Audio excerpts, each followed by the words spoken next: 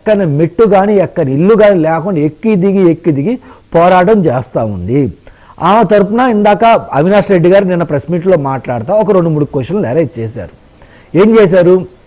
డబ్బుల కోసమే ఈ హత్య జరిగింది, వాళ్ళ వివేకానంద రెడ్డి గారికి సెకండ్ ఫ్యామిలీ ఉంది, వాళ్ళకి వాటా ఇవ్వాల్సి వచ్చిందని జరిగింది ఈ హత్య, దీనివైపు సిబిఐ ఎందుకు విచారణ చేయట్లేదని చెప్పి అవినాష్ రెడ్డి గారు అడగడం. సార్, స్టార్టింగ్ నుంచి వీళ్ళు ఎత్తుకున్న వాదనలు చూస్తూ ఉంటే మొదట హత్య జరిగినప్పుడు వీళ్ళు ఏమన్నారు? కొద్దిగా కూడా విచారించకుండా, కొద్దిగా కూడా ఇనిషియల్ ఇన్వెస్టిగేషన్ చేయకుండా, అప్పుడున్న ఏదైతే ఈ పోలీసులకు కూడా తెలియని సమాచారం వీళ్ళకి తెలిసినట్టు వీళ్ళ సాక్షిలోనే వీళ్ళు రాపించుకున్నారు. ఏమని? నారాసు రక్త చరిత్ర అని చెప్పి. మరి అలాంటి కేసు వాళ్ళ సైడ్ వెళ్ళకుండా వీళ్ళ సైడ్ ఏం జరిగింది, వీళ్ళ సైడే ఎందుకు వచ్చింది, ఎందుకు ప్రజలు ఆలోచించుకున్నారా? ప్రజలు ఆలోచించారు కాబట్టి వీళ్ళకి 11 సీట్లు వస్తున్నాయి.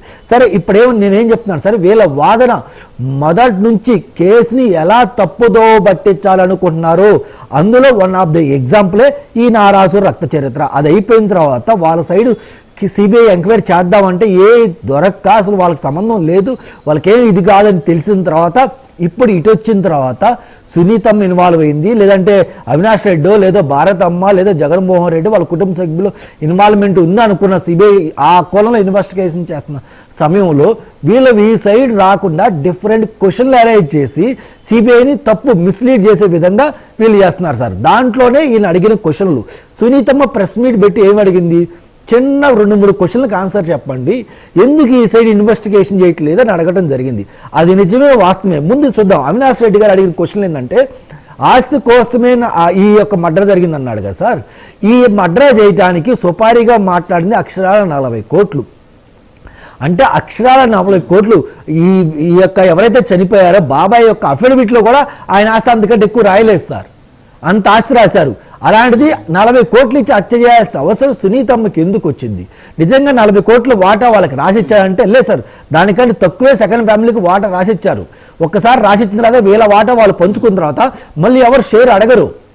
ఆ మాత్రం తెలియకుండా పొద్దుగులు ఇదే కోణంలో ఎందుకు తీసుకెళ్తున్నాడు అవినాష్ రెడ్డి గారు అనేది ఒకసారి మనం ప్రజలు కూడా ఆలోచిస్తున్నారు. సరే, సునీతమ్మ అడిగిన క్వశ్చన్లో నిజాలు ఎంత ఉందో కూడా ఒకసారి మనం తెలుసుకోవాలి సార్. మొదటి ప్రశ్న సునీతమ్మ ఏమంటుందంటే, ఇది గుండెపోటు అని సాక్షిలో ఎవరు వేయించారు, ఎందుకు వేయించారు? అక్కడ రిపోర్టరు భారతమ్మతో కానీ లేదంటే ఇక్కడున్న సాక్షి టీవీ ఛానల్తో ఎవరెవరితో మాట్లాడారు, ఏం మాట్లాడారు, ఆ కాల్ రికార్డ్స్ మాకు బయట పెట్టండి. ఎందుకు చనిపోయా అని చెప్పి బ్లడ్ ఆ మూతుని వచ్చి ఉంటే మేము వచ్చిన దాకా ఎందుకు ఉంచకుండా తుడిచారు, కట్లు కట్టించారు, తీసుకెళ్లి శవపేటలో పెట్టించారు, ఎందుకు ఈ గుండెపోటు అని రాశారు? దానికి సమాధానం